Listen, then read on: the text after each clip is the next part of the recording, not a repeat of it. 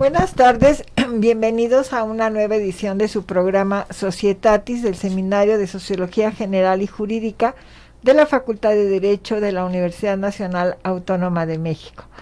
Nuestro reconocimiento y gratitud al doctor Raúl Contreras Bustamante, director de nuestra facultad, a la doctora Sonia Venegas, secretaria general, y al doctor Israel Sandoval Jiménez, secretario técnico de los cuerpos colegiados, por permitirnos este espacio para estar en comunicación con ustedes y exponerles algunas temáticas sociales de su interés. Asimismo, a Carlos Velasquillo, a Sarita, que nos acompaña el día de hoy, y la maestra Amparo Apolinar, que hacen posible que llevemos a cabo este programa, y en especial del canal Yus Multimedia, a Lalo, por el apoyo técnico que nos da para celebrar este programa. Antes de iniciar, queremos darle la bienvenida a la maestra Columba Costavíquez, que nos acompaña el día de hoy y que le agradezco infinitamente que haya aceptado estar con nosotros para comentarnos sobre el motín de la Acordada y el saqueo del centro mercantil El Parián. Antes de iniciar nuestra conversación, cedo el uso de la voz a la maestra Amparo Apolinar de Jesús, para que nos dé su síntesis curricular, por favor. Claro que sí, doctora. La maestra Columba Costavíquez Ortiz realizó los estudios de licenciatura en la Facultad de Derecho de la UNAM, donde también obtuvo el título de especialista en Derecho Civil. En el Instituto Nacional de Administración Pública obtuvo el grado de maestría en Administración Pública y actualmente cursa el doctorado en la unidad de posgrado de nuestra facultad. En el ámbito académico es profesora de tiempo completo, ha impartido asignaturas como Acto Jurídico y Personas, Bienes y Derechos Reales y por supuesto Sociología Jurídica. También ha coordinado diversos eventos como diplomados, cursos y talleres en materia jurídica. En el ámbito profesional ha colaborado en el sector educativo, en el Colegio Nacional de Educación Profesional Técnica, en el sector salud, en la Secretaría de Salud del Gobierno Federal, así como en el Instituto de Cancerología en las áreas de capacitación y administración de recursos humanos. Actualmente es coordinadora de la Biblioteca Antonio Caso de la Facultad de Derecho. Bienvenida, maestra. Muchas gracias. Pues, mi querida Columba, vamos a hablar de un tema muy interesante que se trata, como hemos señalado precisamente, el motín de la Acordada y lo que pasa posteriormente en relación al Parián.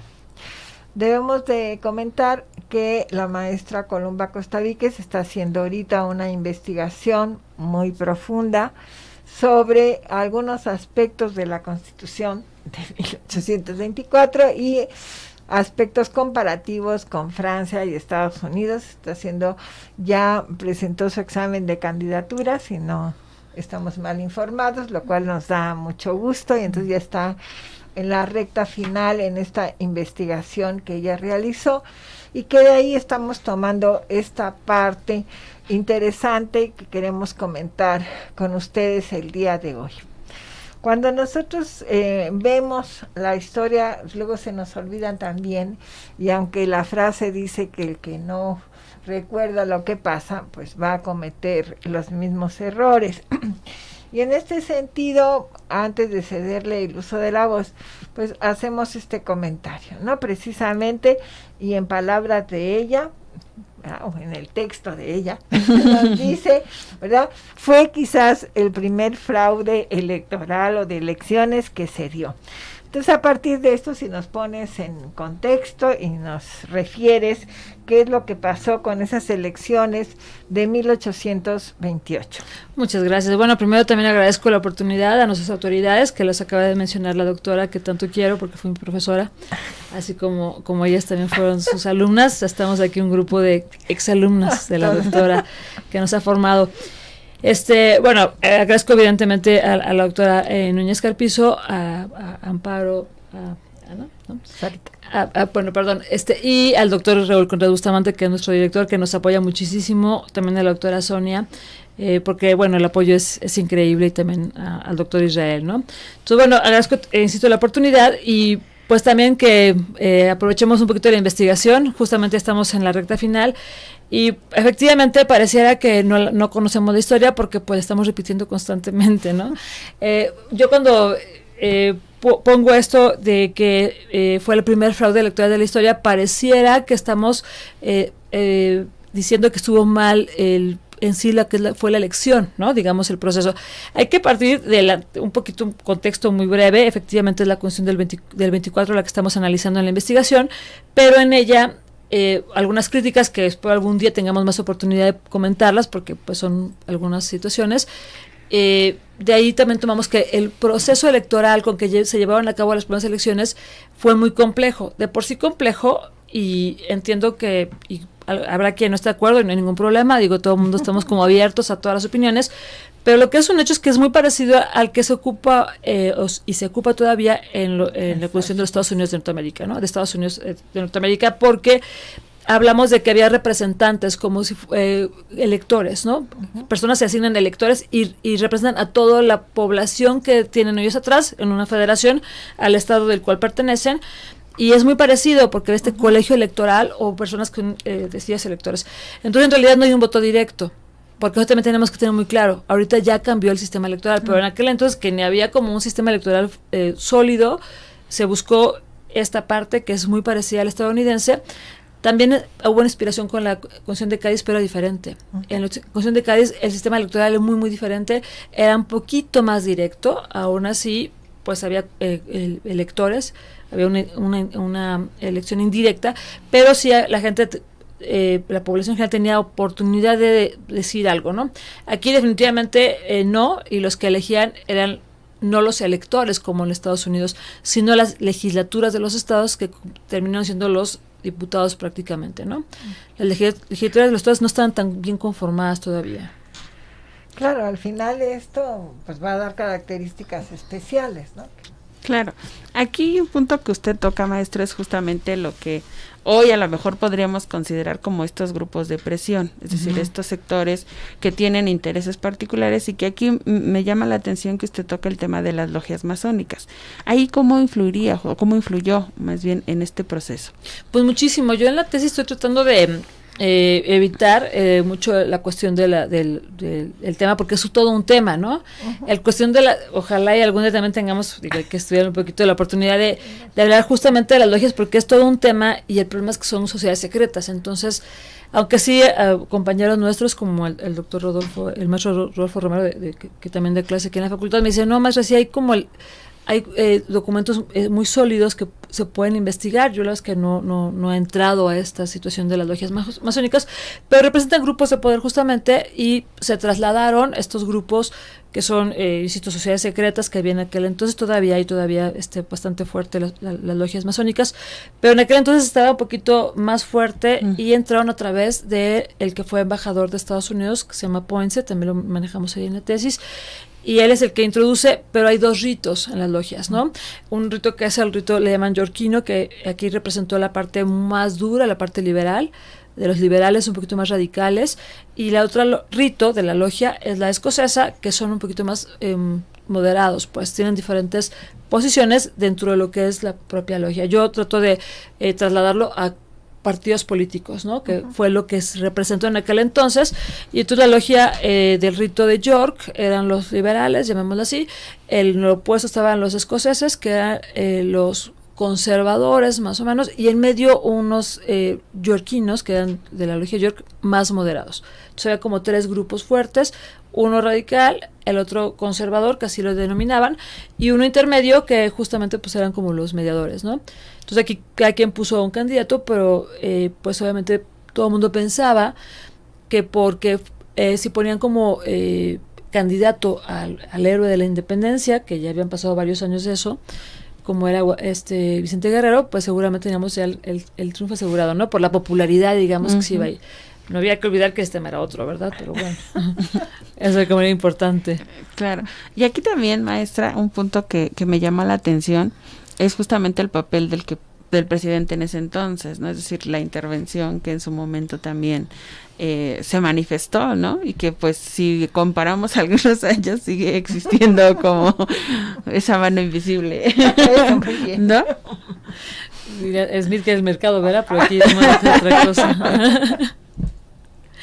Sí, justamente, pues por eso decimos, ¿no? Parece que no aprendimos, ¿verdad? Porque efectivamente el presidente, que a pesar de que fue compañero de las gestas independentistas de Guerrero, y también de Bravo, porque Bravo, Nicolás Bravo poquito antes había hecho algún movimiento en contra del propio presidente Guadalupe Victoria. Es otra historia también, no muy larga, pero bueno, es un antecedente de esto. Y justamente aquí lo comentamos, Guadalupe Victoria parece que a pesar de que tenía mucha simpatía y mucho respeto por Vicente Guerrero, optó porque él no fuera el candidato oficial, ¿no? Él le preocupaba un poquito que fuera a ser víctima de algún tipo de manipulación o de presiones de los yorquinos fuertes, ¿no? Entonces por eso se decantó por apoyar o porque el candidato de lo que él representaba fuera Gómez Pedraza, precisamente su secretario de Defensa. Entonces, justamente vemos todavía un poquito el dedazo, ¿no? Pero bueno, la figura. Tiene su origen, ¿no? Sí, es que sí. Está justificado, pues, ¿no? Pero sí, tenemos que investigar de dónde vienen esos conceptos. Sí, la verdad que ahorita hay que señalarles a quienes nos favorecen con su atención y nos siguen, en especial este día, que estamos tocando este tema, obviamente porque es una investigación muy seria que está haciendo para su doctorado mi querida Columba, pero para dar de conocer también cuál es el punto y que está ahorita pues muy adecuada en el punto de la cúspide, porque como ustedes bien saben, el año que entra es 2024 y entonces se celebrará la Constitución de 1824, o sea, está ahorita en la cumbre de la ola, mi querida Columba. Ha sido una investigación que está muy ad hoc a lo que se va a hacer. Precisamente la facultad ya tiene una comisión para celebrar esta Constitución de 1824 y que ya inició sus actividades, ya han hecho distintos eventos en relación a la celebración de la Constitución de 1824. Así es que ahorita va a ser un tema que vamos a estar escuchando y viendo y analizando, obviamente, no solamente creo yo desde la perspectiva de los constitucionalistas, sino todos, ¿no? Desde la visión social, qué pasaba en ese momento. Sabemos que había una división de clases muy importante, una serie de inconformidades todavía con España, relativamente hacía muy poco que se había dado la independencia, había una serie de conflictos internos y que precisamente se van a reflejar en este proceso, ¿no? Es decir, a lo mejor se esperaba que el representante fuera otra persona, pero ante las circunstancias eligen a Manuel Gómez Pedraza, que quizás no tenía la popularidad o el reconocimiento y que de todas formas, siento yo, pues los militares en ese momento tenían una gran fuerza, ¿no?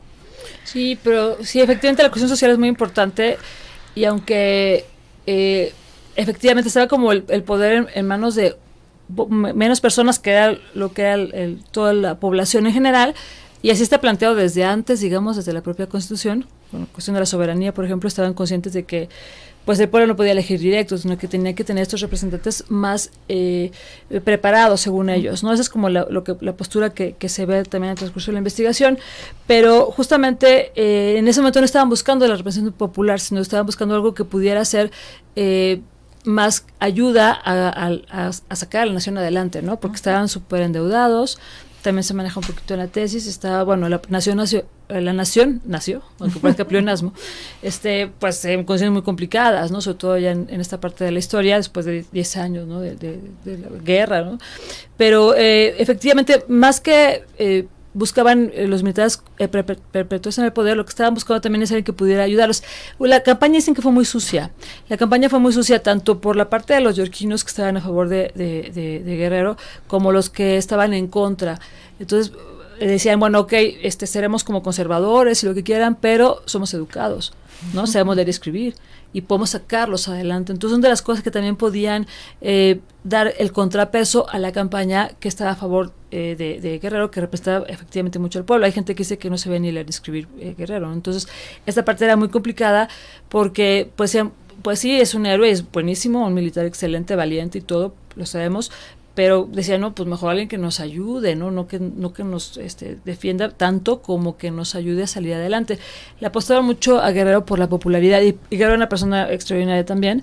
Digo, parece que pues sí se dejó un poquito como influenciar, y también muy honestos sentimientos y ambiciones, y de querer ser también presidente, ¿no? Pues aparte lo habían excluido en el plan, ahí en el plan de Iguala, ¿no? Entonces, no, y en los tratados de Córdoba ya no lo pusieron. Entonces, sí, yo creo que era muy merecido, pero el problema fue que la campaña también fue muy complicada, ¿no? Muy complicada. Y la verdad es que las personas que tenían el poder de elegir, pues sí se encantaba con alguien que pudiera más bien sacarlos adelante, ¿no? Más que un héroe de la independencia, que era a lo que le apostaban los yorquinos, bueno, claro, el otro partido, ¿no? Muy complejo. Claro. En ese sentido, maestra, justamente esta parte de lo social, ¿no? O sea, sabemos cómo se manejaba o se manejó en esta parte de los intereses, pero hacia la sociedad, ¿cuál fue la visión? Y bueno, vamos a un corte. Tenemos que ir a un corte. Ya nos hicieron la señal, entonces vamos a un corte y regresamos con ustedes. Estamos con ustedes, nos estamos ocupando del motín de la Acordada y el saqueo del centro mercantil El Parián. Antes de continuar nuestra charla con la maestra Columba, vamos a ceder el uso de la voz a Sarita, que nos hace favor de hacerte las preguntas que quienes nos favorecen y nos acompañan quisieran hacerte, y a través de Sarita pues las transmitimos. Por favor. Ok, de acuerdo. Profesora, le preguntan ¿cuál es la reacción de la prensa y de la opinión pública ante estos sucesos? Fue muy compleja. La prensa nada más había 2 periódicos, bueno, posiblemente ya estaban 3, era el Águila y el...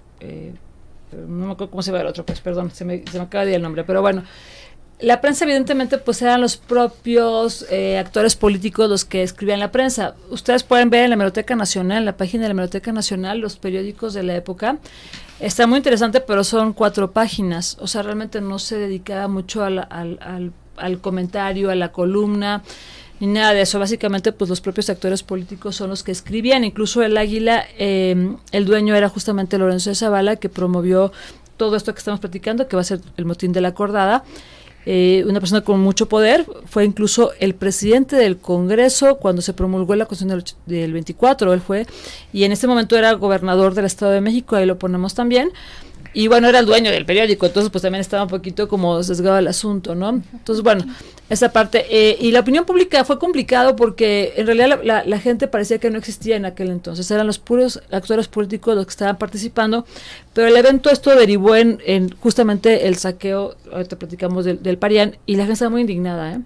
A ver, quiero como aclarar, es muy importante, el fraude electoral no es que haya ganado Gómez Pedraza, porque al final de cuentas él ganó, digamos, a la buena con este sistema complejo, pero ganó a la buena. El fraude es que hubo un levantamiento por parte de todos, digamos, los yorquinos, y Santana, que acostumbraba a hacer eso, se levanta cada rato en Veracruz, el gobierno firme, bien, Golpe Victoria, lo controla, se va a Oaxaca, lo vuelven a sitiar. Digo, por eso que estamos muy lento aquí, la historia pasaba muy despacito, porque da tiempo de todo esto, ¿no? Sí, da tiempo de todo esto, y después logran entrar a México justamente estos inconformes con Lorenzo de Zavala. El 29 de octubre acaba de pasar un aniversario más de esto, se queda ahí, y después ya empiezan a generar ellos movimientos, que va a ser justamente la toma de la Acordada, que es donde estaban guardadas todas las municiones, toda la artillería. Entonces genera un movimiento ya militar complejo, y logran que el Congreso en algún momento, bueno, Gómez Pedraza, que era el ganador, al ver todo esto, se fue. Dijo, ahí se ven. Y se fue. Y dejó a todos peleando por algo que él ya no quería, y dijo que estaba manchada la silla presidencial y que él así no quería. Entonces el fraude en realidad fue que el ganador, que era Gómez Pedraza, es al que quitan, logrado por esta presión, no tanto social, pero sí política. Había, opinión, la gente pues sí veía a Guerrero como un héroe, cosa que estaba correcto, pero bueno, las reglas electorales eran otras, ¿no? Entonces, bueno, estaba como muy complejo el asunto, ¿no? Entonces, bueno, a fin de cuentas, la gente sí estaba buscando, tenía simpatías por Guerrero, la mayoría, pero tampoco nos gustó, desde entonces como sociedad, que pasaran estas cosas, ¿no? No nos gustó ni el amotinamiento ni el saqueo. Eso no nos gustó desde entonces y fue muy criticado. Incluso dicen que esto fue de lo que más afectó a los yorquinos, bueno, a las personas del Partido Liberal que estaban representados por Guerrero, ¿no? Ok, muchas gracias, maestra. También hacen la pregunta de qué tanto afectó el fraude electoral en la sociedad mexicana. Pues te digo que esa parte, porque sí les quitó incluso mucha credibilidad a todos los liberales. Tanto que después vamos a ver cómo en el 36 vamos a tratar de buscar una constitución conservadora o centralista, pues. O sea, realmente estaba como muy dividida la sociedad, no estaban tan convencidos, estaba muy dividida la sociedad, o sea, como está generalmente, ¿no? Como seguimos divididos unos con otros. Entonces, sí, faltaba esta conciliación. Entonces, no es que todo el mundo dijera, ay, sí, y que estuviéramos todos en el mismo canal, sino unos no estábamos completamente ni seguros ni convencidos, ¿no? Por Guerrero sí, pero no por la forma. Sí, claro, como el contexto de ese momento, ¿no? Hemos dicho, el país pues estaba en convulsión todavía, o sea, no estaba sentada una independencia, no había un liderazgo fuerte, la población era casi en un 90% más analfabeta, las clases sociales, una estratificación muy estricta. Entonces sigue el país aparentemente, ¿no? Creo yo, estaba en paz, o cuando menos ya había logrado la independencia, pero no era la realidad cotidiana, ¿no? Y además ese modelo que de alguna manera se copia Estados Unidos, que como bien luego tienes en tu investigación, pues un poco el comparativo, ¿no? Que pues también el eslogan, ¿no? Que en Estados Unidos el federalismo ayudó a unir lo que estaba desunido y en México a desunir lo que estaba unido, ¿no? O sea, luego el copiar esas instituciones no funcionan muy bien porque el proceso electoral pues era complicado, un poco el origen del modelo americano que no tenía nada que ver con la realidad mexicana y que pues hoy y en estos próximos meses se va a estudiar mucho, ¿no? La influencia de la Constitución norteamericana en la Constitución mexicana y que se está haciendo, ¿no? La facultad acaba de hacer un diplomado precisamente con estos comparativos entre la Constitución norteamericana y la Constitución mexicana.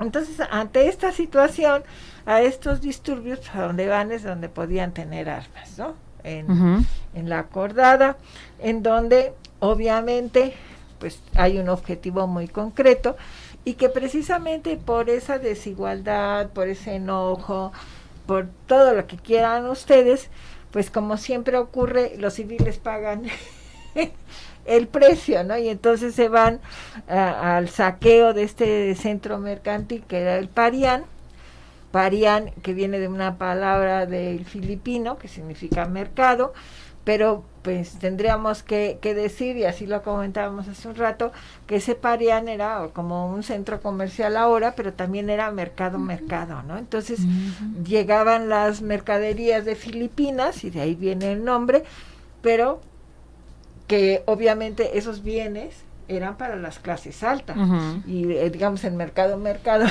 ¿no? De alimentos y eso, pues era otro tipo de gente.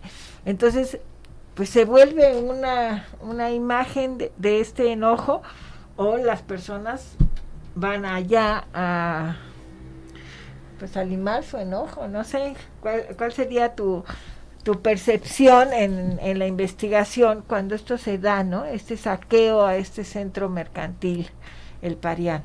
Pues lo que pasa es que había mucho desorden, como vemos después cuando son este tipo de cosas, digo, incluso lo estamos viendo en otros lugares ahorita también, cuando hay desorden, cuando hay caos, ¿no? Que es lo que platicamos pues en el semestre, en nuestro plan de estudios, cuando hay caos, pues bueno, pues suceden esas cosas porque falta pues la regulación y faltan este tipo de cosas, ¿no?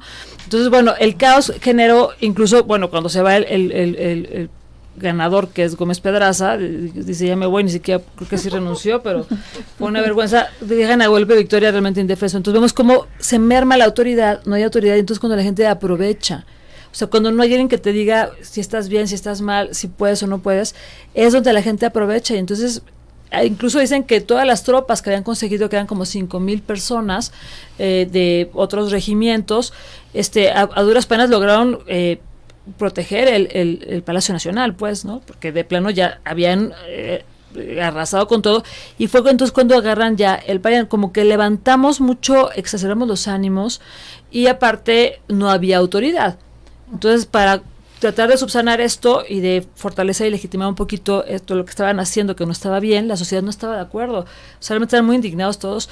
Pues alguna parte de la tropa, principalmente los que dicen que les como que lo que les prometían, ¿no? El botín ya como tal, pues era justamente que pudieran tomar cosas del Parián, que era el centro mercantil justamente, y también en el mercado la gente venían muchas mercancías del extranjero, muchos franceses, españoles tenían ahí sus negocios, pero también muchas personas que iban ahí a vender sus productos de la tierra, ¿no? O sea, con lo que la gente íbamos a comprar, lo que íbamos a comer, lo que íbamos a utilizar. Entonces realmente fue como que afectó a todos este saqueo, fue algo muy muy fuerte. Nunca, por ahí dicen que se vivió antes en el virreinato y es cierto, pero esta vez sí fue fue un golpe muy fuerte para la sociedad, no le gustó. Y después les cuento qué pasó después. Sí, al final todavía hay, por las referencias, ¿verdad? Todavía en ese asalto o ese incendio al Parián se va a escuchar la voz ya frecuente de mueran los españoles, ¿no? Y un dicho que me llamó la atención y que se los voy a compartir, que dice, viva Lobato y lo que arrebato. Muy de medida. Que pues con otras modificaciones podemos utilizarlo hoy en día y todos pensamos en un estado que ahorita está en crisis y que desafortunadamente es lo que está pasando. Ahora, esos comerciantes pues obviamente se vieron afectados, ¿no? Los que tenían, digamos, sus locales o vendían ahí sus mercancías y se van a trasladar a lo que hoy es la calle de Maderos, que en la época se llamaba Plateros, ¿verdad? Y que entonces Santa Anna pues pretende en algún momento, eso lo dejan ahí no sé cuánto tiempo, no encontré el dato, que en tu investigación tampoco, pero en algún momento Santa Anna dice vamos a hacer un monumento aquí a la independencia, ¿no? Entonces dice bueno pues vamos a demoler esto porque estuvo pues un tiempo que no sabemos con precisión, pero entonces Santa Anna, que siempre tenía unas ocurrencias felices, dice, pues aquí hay que hacer un monumento precisamente a la independencia. Y para que ustedes se den idea de la magnitud que era, porque como sucede también, luego no se construyen, tenemos en nuestro país varios ejemplos de que iban a hacer y nunca fueron, ¿verdad? Lo que hoy conocemos como la plancha o el zócalo era la base de ese monumento que se iba a hacer. No me puedo imaginar qué es lo que iban a hacer, porque la base era lo que hoy conocemos como el zócalo, ¿no? O sea, serviría de basamento, pero quién sabe si por ahí perdidos, ¿no? Habrá los proyectos, pero no me quiero imaginar el tamaño que iba a tener eso si la base es lo de hoy. El zócalo, un poco lo que pasa con el Monumento a la Revolución, ¿no? O sea, tenemos varios ejemplos aquí de esto, pero al final, ¿cuál es el efecto de esto, mi querida Columba, cuando viene todo este proceso de las elecciones, la destrucción a los civiles y todo? ¿Qué? No, pues queda pues peor, digamos, porque al final de cuentas Guerrero nada más dura 8 o 9 meses en la presidencia y ya el otro estaba en Europa, el ganador, que era Gómez Pedraza, muy valientemente, ironía, ¿no? Añadida pues en el comentario, no van a pensar que lo digo en serio. Es más bien una ironía, él está en Europa y entonces el tercero, que era Bustamante, es el que queda. Entonces otra vez ya empieza, es donde surge Santa Anna, pues ante este vacío de poder, que es muy importante como la elección, que bueno, Guadalupe Victoria tampoco podía perpetuarse, ¿no? O sea, él estaba como muy consciente, tenía que entrega y, o sea, esta periodo de la vida de México es muy complicada y que deberíamos de rescatarlo un poquito para que efectivamente no ha pasado tanto así como tal, pero tendríamos que rescatar para aprender pues de esto, ¿no? Entonces, tanto pelearon las personas del Partido Liberal por imponer a fuerza a Guerrero, que duró poco tiempo, fue una imposición muy fuerte, pues el fraude, insisto, no es que haya ganado Pedraza, sino que le han quitado a Pedraza, y que también se ha dejado también, posiblemente, y que haya impuesto por la fuerza a Guerrero. Entonces, afectó muchísimo, ya sabemos después otro día la historia de Guerrero, pero queda, Bustamante, después vuelve a regresar Pedraza, traemos un relajo hasta que llega Santana, ¿no? El señor Siquia, yo voy a ser presidente porque ya tenía como fama de que se levantaba y lograba algo, entonces va a ser un periodo muy complejo porque Santana sabemos que es un personaje del siglo XIX que vamos a tener ahí todo el tiempo yendo y viniendo, y pues hasta ahorita en el siglo XXI vimos que no fue muy bueno. En aquel entonces tenía otra opinión de él, evidentemente, ¿no? Pero bueno, entonces el aprendizaje es justamente que el vacío de poder se llena de alguna forma. O sea, de alguna forma, y entonces donde aparecen los dictadores como Santana, ¿no? O sea, fue el problema, que no hay que controlarlos a estos dictadores justamente con todas las medidas que la Constitución ahorita en el siglo XXI nos da, ¿no? Entonces hay que cuidar esta parte de no dejar el poder vacío. Esa es una de las lecciones, ¿no? También. Y otra importante es, por ejemplo, que pues no sabemos, ¿no? Como dices tú, de copiar este tipo de instituciones, y hay que estar muy conscientes de lo que somos para que nuestro derecho y nuestras leyes sí nos reflejen, ¿no? El problema de esto que les comentaba es que vamos a conocer después la primera invasión de Francia, llamada Guerra de los Pasteles, y lo que estaban demandando los franceses, más allá de los pasteles, que creo que no existe esta demanda, ya lo vimos, ya lo vimos, ¿no? Y no hay ninguna, en las demandas, no hay ningún nombre con el pastelero, que no me acuerdo el nombre, ahorita cómo se me fue también, no hay ningún nombre, todas las demandas son del Parián. O sea, todo lo que la invasión que provocó, o las demandas que provocó la invasión francesa, las demandas son del Parián. Eso que pedían que pagara el gobierno mexicano y el Estado mexicano y la población mexicana con esta invasión francesa, era lo que se perdió en el Parián. Entonces, ¿qué necesidad, verdad, de pasarle a nuestros hijos, a nuestros nietos, a nuestra descendencia, una consecuencia de estas? ¿Qué necesidad que ellos tengan que pagar con una invasión? Claro. ¿No? O sea, fue algo muy delicado, y dices, híjole, es como lo más complejo a final de cuentas. Todos los reclamos de Francia estaban basados básicamente en el Parián. Muy, muy delicado y muy fuerte, ¿no? Claro, por supuesto. Aquí una parte que usted toca que es muy interesante, justamente que tiene que ver con esta idea de que no existía una autoridad, ¿no? Es decir, entenderíamos porque justamente estaba en camino a consolidarse, pero que al final no se consolidaba nada, ¿no? Entonces, porque incluso da la impresión, ¿no? Que no hubo reacción justamente a esto que pasó en el Parián, ¿no? Como que fue ahí en la incertidumbre total, y que bueno, obviamente ante esa incertidumbre, pues como siempre o históricamente hay oportunidades para aprovechar, ¿no? Que en este caso específico es lo que pasó en términos de establecer un gobierno específicamente, ¿no? Pero que al final sigue siendo, es decir, pareciera que habíamos terminado una guerra de independencia, cuando la realidad es que no seguíamos en ese aspecto específico de conflicto, ¿no? Y que aquí, maestra, no sé cuál sea su percepción respecto a la población en general. Es decir, sí lo focalizaríamos mucho en estos grupos de interés, en estos militares, pero en general en la población, ¿cuál era la impresión? Yo tengo, es que yo siento que la impresión de que la población nada más veía pasar lo que pasaba, ¿no? A final de cuentas no participaba. O sea, estaba muy dividida efectivamente, y la gran población realmente, pues, yo creo que así la siento, digo, habría que hacer como un poquito más profundo el asunto, porque desde la Constitución no encontramos la palabra pueblo, ¿no? Digo, pueblo como geográfico sí, pero pueblo no lo encontramos. Entonces yo siento que la población se estaba expectante.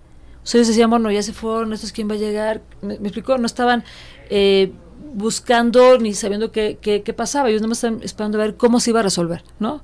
Quién llega, quién se va, se fue aquel, bueno, ya viene ahora a ver qué va a hacer.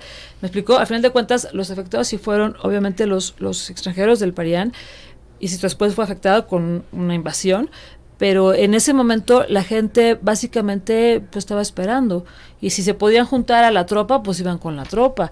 Había después, como le llaman, ¿no? Como estos azonadas que le llaman, de gente de que vivían, pues me voy con Guerrero, pero ya no está Guerrero, bueno, me voy con este. O sea, estaban expectantes nada más a ver qué pasaba, porque no había un orden ni una finalidad, no había un objetivo muy claro para ellos. ellos estaban casi igual que como estaban antes, pues, ¿no? Digo, Sí, o a lo mejor peor, pero bueno, sí estaban expectantes de que se solucionara el problema de ellos.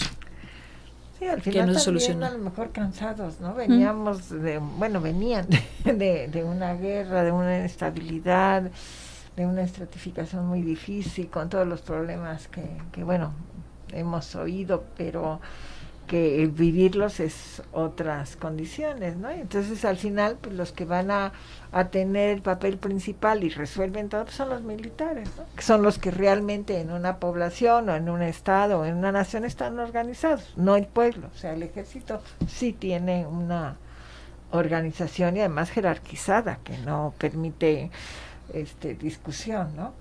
Pues, y en aquel entonces todavía había esta cuestión de autosuficiencia, entonces la gente pues seguía con su milpa, podía comer, o sea, ¿me entiendes? O sea, realmente sí, estaba expectante nada más, ¿no? Digo, mucha pobreza, muy pobre, pero sí. población muy pobre. Pues, querida Columba, ha sido un gusto tenerte, que hayas aceptado, y a ustedes que nos acompañaron, seguramente van a estar escuchando mucho sobre este tema, porque pues nos espera una gran celebración para el año que viene. Entonces estamos empezando pues a conocer, ¿no?, aspectos importantes que luego no trascienden o que de momento no interesan, pero creo que ahora va a haber un análisis profundo de todo esto que sucedió en ese momento y sobre todo, como decías, cuál es el efecto posterior, ¿no? Que no, a veces esas consecuencias no son inmediatas, sino las sufre otra generación. Agradecemos mucho a quienes nos han acompañado, en especial mi querida Columba. Nos esperamos la próxima semana en una nueva edición de su programa Societatis. Hasta entonces, bonita semana. Gracias. Gracias.